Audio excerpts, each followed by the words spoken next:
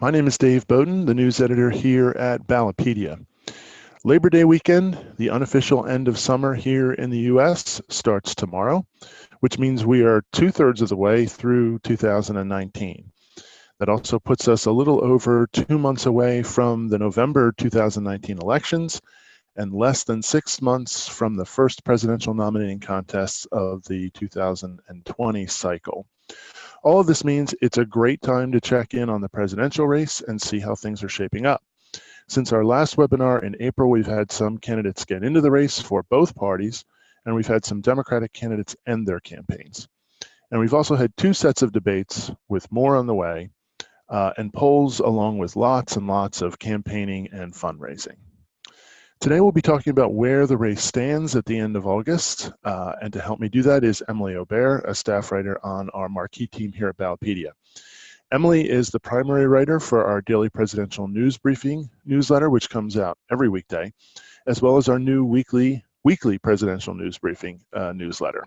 And I may say this a few times, but if you're watching this webinar, you really should strongly consider subscribing to one of those newsletters because they are outstanding.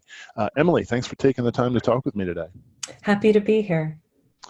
All right, Emily, I don't know if you can tell, but I'm really enthusiastic about this briefing today because there is so much interesting stuff to talk about. Let's start off by discussing the overall state of the race. I know we were at a high of 25 Democratic candidates earlier this summer, but that has changed in recent weeks. And we just had one candidate drop out last night.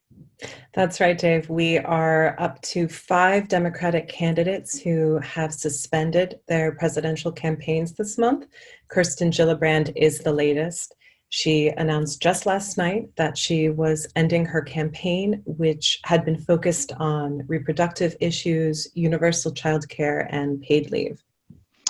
And Gillibrand is the junior senator from New York, and she doesn't have a race in 2020. So she doesn't have to worry about a re-election campaign this cycle. Now, heading back to the beginning of the month, Mike Gravel is another candidate with Senate experience who dropped out earlier this month. That's right. Gravel, a former U.S. Senator from Alaska, he actually reached the fundraising threshold for the July debate, but with more than 20 candidates qualifying, he ended up being pushed off the stage by a tiebreaker that went in favor of New York City Mayor Bill de Blasio. And I should note that Gravel is the only candidate who has suspended his campaign so far and offered an immediate endorsement. He is backing both Senator Bernie Sanders and Congresswoman Tulsi Gabbard. Okay, so that's 2. Who else? So there are 2 more candidates who both have gubernatorial experience that have left the race. John Hickenlooper suspended his campaign about 2 weeks ago before announcing, as was expected, that he is running for U.S. Senate in Colorado. And we have Jay Inslee, who entered the race on a climate change platform, who just bowed out last week. He is now running for a 3rd term as governor of Washington. Wow, was that only last week? Mm-hmm. Okay, anyway, one of the big focuses of Inslee's campaign was calling for a climate change specific debate. Is that going to happen? So the Democratic National Committee just held its summer meeting last weekend where they decided against holding a climate change debate. Now, this is something several candidates have criticized, but DNC Chair Tom Perez said that climate change was just one of many compelling issues for which a single issue debate could be held. And so the party did not want to change the debate rules midway through the process. All right. Thinking about Hickenlooper and Inslee more generally, I imagine some people are going to be surprised to hear that these governors are out so early. It seems like it used to be that governors did very, very well in presidential elections. That's true. So for several decades, it really seemed that previous executive experience went hand in hand with becoming president. So with the exception of George H.W. Bush, the president from 1977 to 2009 had been a governor at some point before taking office. So this seems to be a trend we're seeing in presidential elections of the past decade. Yeah, and George H.W. Bush also he didn't have state level executive branch experience, but he had high level federal executive branch experience. He's both vice president, CIA director, et cetera. Okay, who was the other candidate out this month? That would be Massachusetts Representative Seth Moulton, who just ended his 2020 bid last week as well. So, along with Gabbard and Mayor Pete Buttigieg, I should note that Moulton was one of three post 9/11 veterans in the race, but he struggled to gain traction. And there is another heavyweight from his state already in the race, Elizabeth Warren. Uh, and it's interesting to note that Moulton told the New York Times that he believed the race would be a three-way contest between Warren, Sanders, and former Vice President Joe Biden. That's interesting perspective. Okay, so five candidates out in August. Why do you think so many candidates have dropped out this month? When you look back to the 2016 election cycle for Republicans, the first notable candidate who left the race was Rick Perry, and that didn't happen until September of 2015.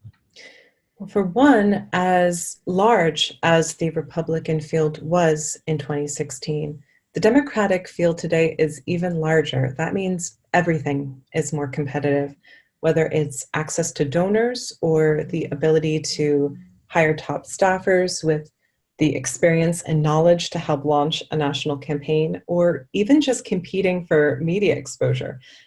And the new debate qualifications for the September and October primary debate have also really created a finer line between different tiers of candidates. That's right. There was a lot of discussion about that when the qualifications were announced, and it seems to be that's exactly what's happening. These qualifications are different from what the candidates needed to do to get into the June and July debates, where we saw 20 candidates. Could you tell us a little bit more about what the requirements are for these upcoming debates and how they're different from the ones that were already held this summer? So, the first major difference is that the candidates need to reach both a grassroots fundraising threshold and a polling threshold. Before, they had only needed one or the other. So, the fundraising requirement now is donations from at least 130,000 unique donors, with a minimum of 400 unique donors per state in at least 20 states. Now, that's double the number of donors required for the summer debates. And I know, and my social media feeds will reinforce this, that some of the candidates have been spending heavily to try to reach that number. Investor and recently announced candidate Tom Steyer comes to mind. Yeah, Steyer has spent about $16 million, which is significantly more than any other candidate, and it nearly worked to his advantage. He was able to reach the grassroots fundraising threshold in a little over a month of him entering the race, while other candidates who have been at this since 2017, like former Congressman John Delaney, have not hit that bar. Steyer was unable to cross the polling threshold, however. And what do you need for that? So a candidate would need to receive 2% or more in four national or early state polls. That means Iowa, New Hampshire, South Carolina, or Nevada. For the September debate, these polls needed to be publicly released between June 28th and August 28th. August 28th, which was yesterday. And the qualifying polls were limited to certain organizations, right? That's right. For this round of debates, there were 16 eligible polling organizations. And this question of how those organizations were selected has actually become an issue on the campaign trail. The Tulsi Gabbard campaign requested this past week that the DNC revise the list of certified polling organizations and make the criteria for poll selection more transparent. Steyer also made a similar request, calling for the DNC to make sure at least one poll from Nevada was included. That ended up not happening, at least for the September debate.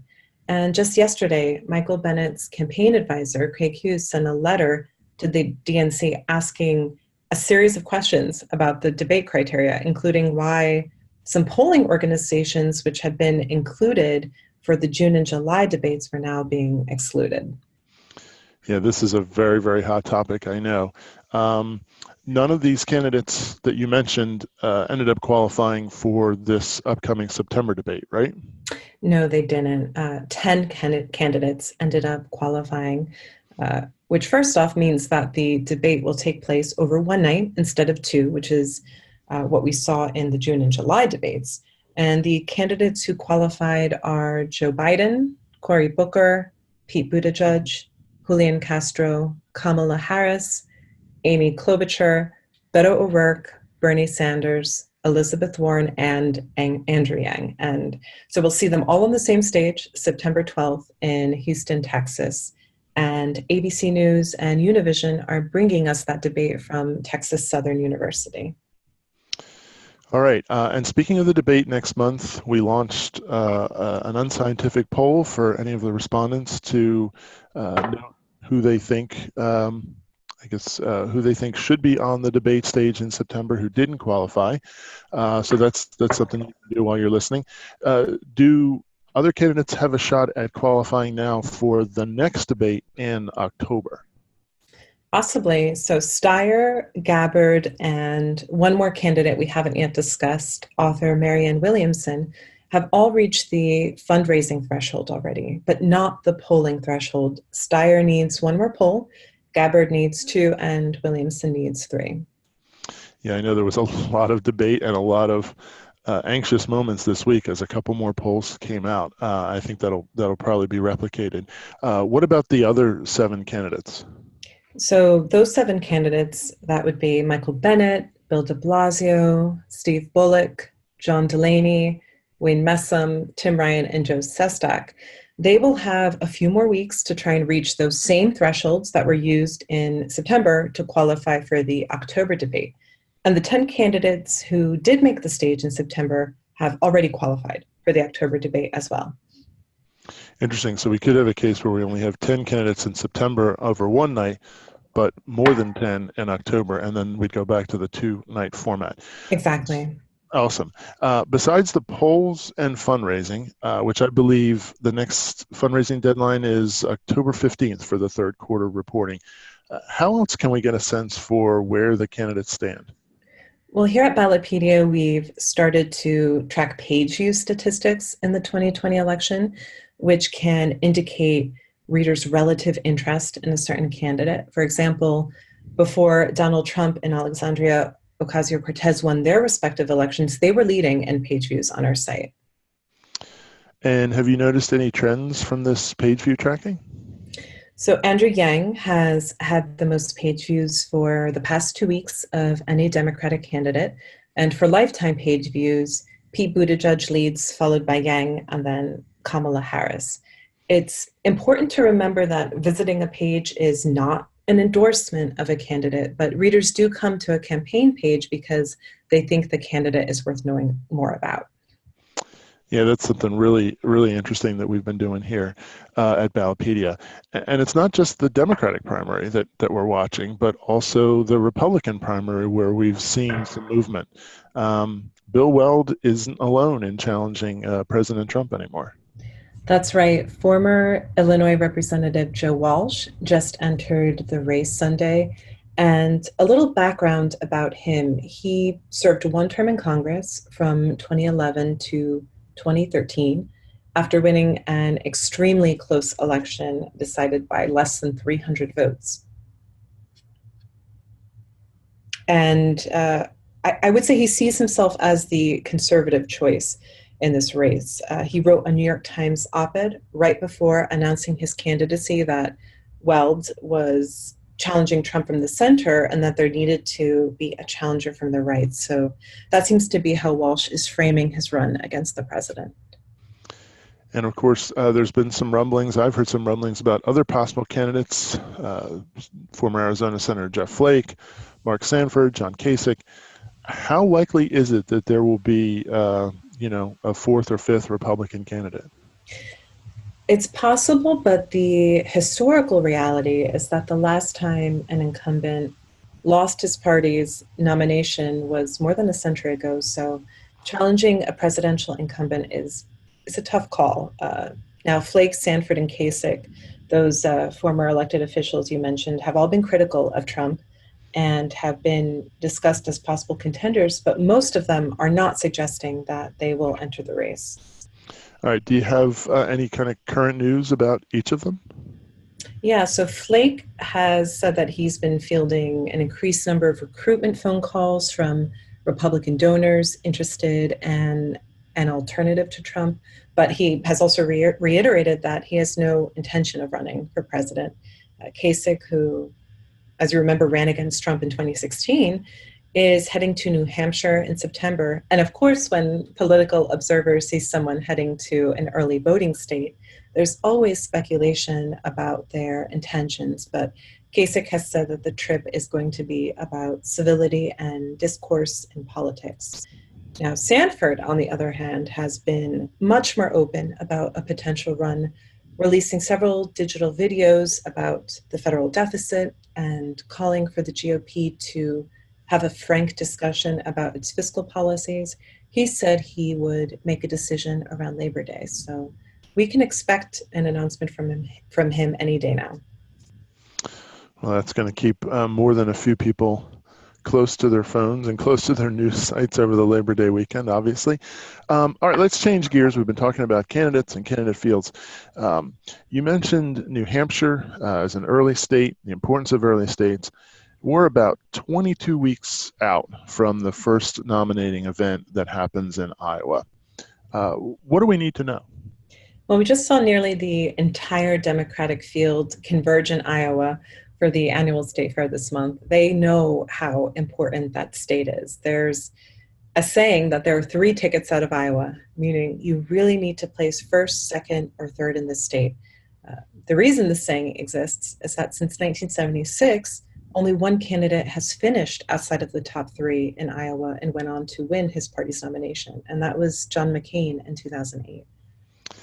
And I understand that Iowa is going to be implementing some changes to its caucus process for 2020, right? They're going to use something called virtual caucusing.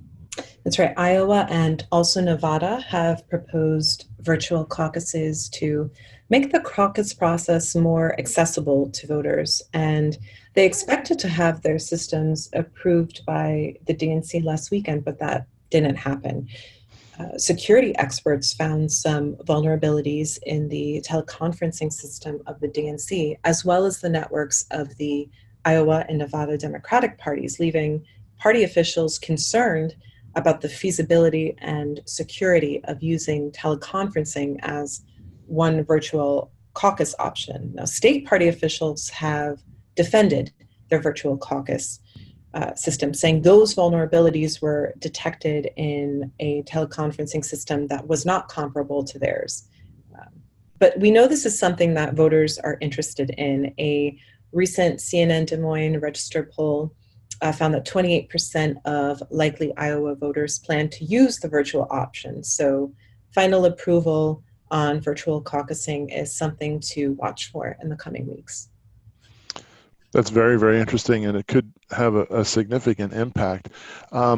Looking at some of the other changes that we're going to see and how the primary election process plays out in 2020 in some other states, I wanted to ask you about Maine. It's not one of the 4 early states, but it could see a historic change to its presidential primary. Yes, just this week, the Maine State Senate passed a bill that would allow ranked choice voting to be used in the state's presidential primaries. How would that work? So in a ranked choice voting system, voters don't just vote for one candidate. They can actually rank candidates by preference on their ballots.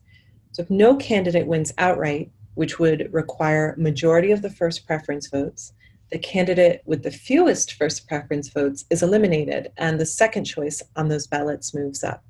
A new tally is conducted to determine whether any candidate has won a majority of these adjusted votes, and this process is repeated until a candidate wins an outright majority. Maine has used this system before, but never for the presidential primary. Now, Governor Janet Mills hasn't signed that bill yet, though, so we'll have to kind of keep an eye on how that develops. And then in terms of the presidential primary process, the other major change that people are watching is California and how it's moved up in the primary calendar. How could that affect the nominating process? So California offers more delegates than any other state. And now that California, along with Texas, has moved to Super Tuesday on March 3rd, 2020, there is this question of whether the four early states will matter as much as they normally do. Candidates with connections to California and Texas, like Kamala Harris, Beto O'Rourke, Julian Castro, they may be more likely to stay in the race until March, even if they have a disappointing showing in Iowa and New Hampshire, because of the potential for that home state advantage and the massive number of delegates at stake that day. You still need to reach at least 15% support in those states to receive any delegates, but it could make a major difference for these campaigns. It's fascinating how one specific change has a ripple effect that goes, kind of throughout the whole process. Thank you again for all of this information, Emily, and thank you for joining me here today. It's been my pleasure. Thank you, Dave. As we've mentioned throughout, there will be lots of news in the coming weeks with more debates, the October fundraising deadline, and as we've mentioned, there are likely to be changes to the candidate fields. So to stay on top of things, please consider subscribing to either of our free email newsletters on the presidential race. I mentioned them before. They're the daily presidential news briefing or the weekly presidential news briefing.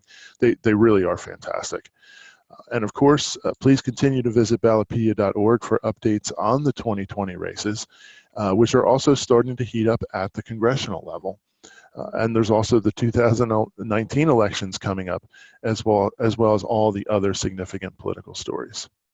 You can stay in the know with all of our email newsletters, including the Daily Brew, which comes out every weekday, and our weekly newsletter, The Tap. Again, thanks for watching, everyone.